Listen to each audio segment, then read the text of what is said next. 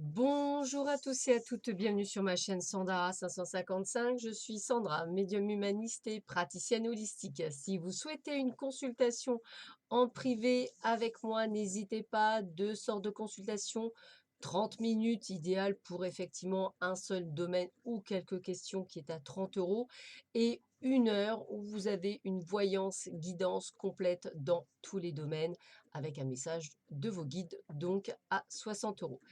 Et si vous souhaitez également une initiation au Laoshi ou une initiation à la 13e octave, n'hésitez pas à me contacter afin de choisir le jour sur lequel vous souhaitez faire cette formation, qu'elle soit en présence ou à distance. Voilà, j'ai fait le petit tour pour tout le monde.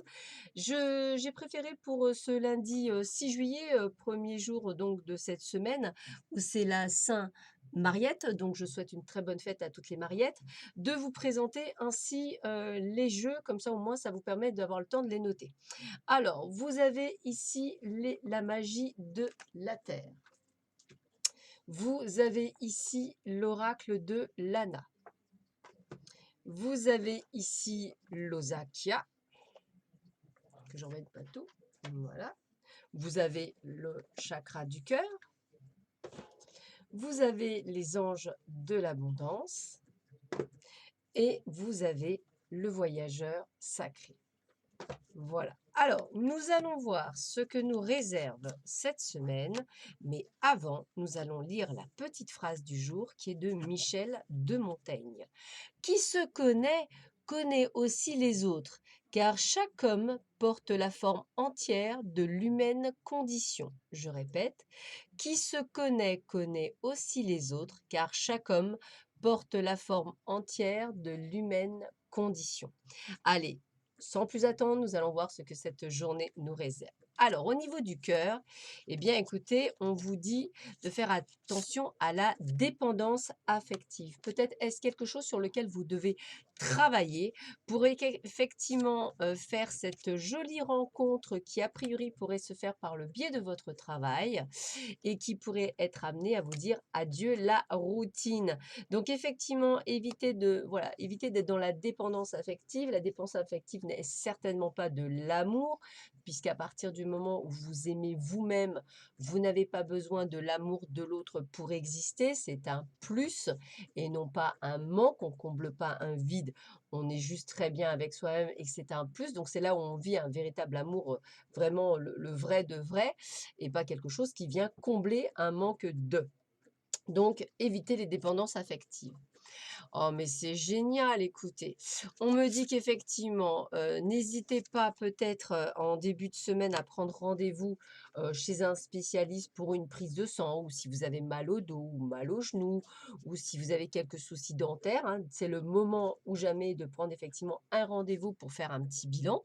Et puis, on vous dit bien qu'il y a une rencontre qui vient à vous et une rencontre qui va vous donner une sorte de renouveau, de renaissance.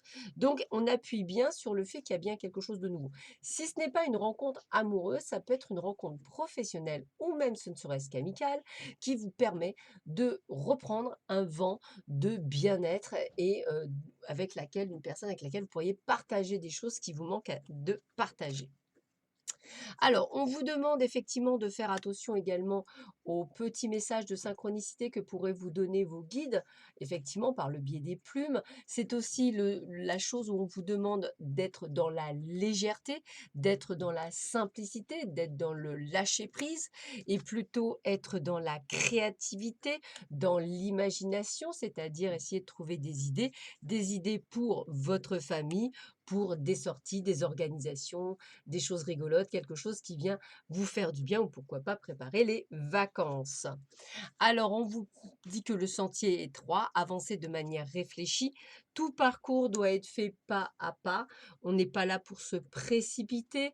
Le but étant d'avoir beaucoup de patience, beaucoup de justesse à chaque pas que vous faites, de manière, on va dire, à ne pas être amené à tomber du pont, puisqu'effectivement, le sentier est étroit. Voie lactée, perspective.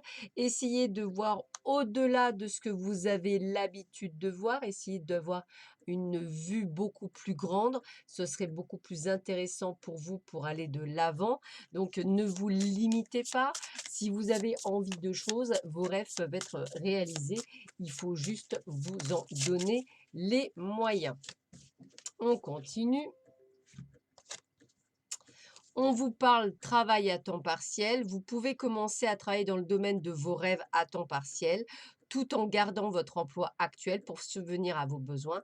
Votre carrière de rêve décollera bientôt et vous pourrez en vivre. Donc c'est bien ce que l'on vous dit avec la Voie lactée. Pour ceux et celles qui souhaiteraient effectivement travailler, pourquoi pas dans le domaine de la spiritualité ou dans le domaine des énergies, ou pourquoi pas ce ne serait-ce que la création de tableaux ou écrire un livre, eh bien, on vous dit de le faire à temps partiel, c'est-à-dire en plus de votre activité actuelle, afin que vous puissiez effectivement vous préparer à avoir effectivement un potentiel de clients et d'avancer sur votre chemin. Autre conseil, apprenez de vos échecs. Lorsque vous avez raté quelque chose, prenez-en vraiment conscience en le notant, par exemple.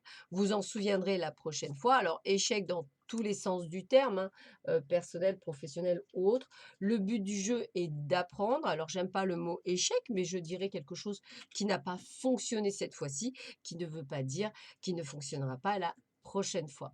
Voilà, bah écoutez, je vous souhaite à tous et à toutes un bon début de semaine, un très bon lundi. Je vous dis à très vite sur ma chaîne. Prenez bien soin de vous. À bientôt. Au revoir.